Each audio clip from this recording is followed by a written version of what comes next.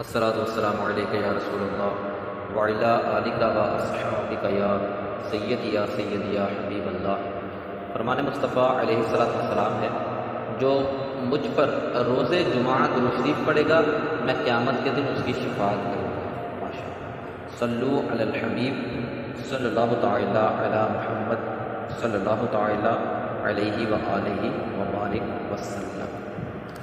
حضرت سیدنا عبداللہ ابن مسعود رضی اللہ تعالی عنہ سے روایت ہے کہ شہنشاہ ذیشان مکی مدنی سلطان رحمت عالمیان محبوب رحمان علیہ السلام کا فرمان رحمت نشان ہے،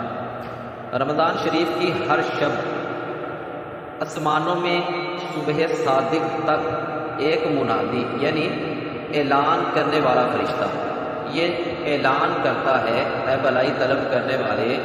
ارادہ پختہ کر لے اور خوش ہو جا، اور اے برائی کا ارادہ رکھنے والے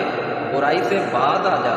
ہے کوئی مغفرت کا طلبگار کہ اس کی طلب پوری کی جائے، ہے کوئی توبہ کرنے والا کہ اس کی توبہ قبول کی جائے، ہے کوئی دعا مانگنے والا کہ اس کی دعا قبول کی جائے، ہے کوئی سائل کہ اس کا سوال پورا کیا جائے۔ اللہ تبارک و تعالی رمضان المبارک کی ہر شب میں افطار کے وقت 60,000 گناہ گاروں کو دوزخ سے آزاد فرما دیتا ہے، اور عید کے دن سارے مہینے کے برابر گناہ گاروں کی بخشش کی جاتی ہے۔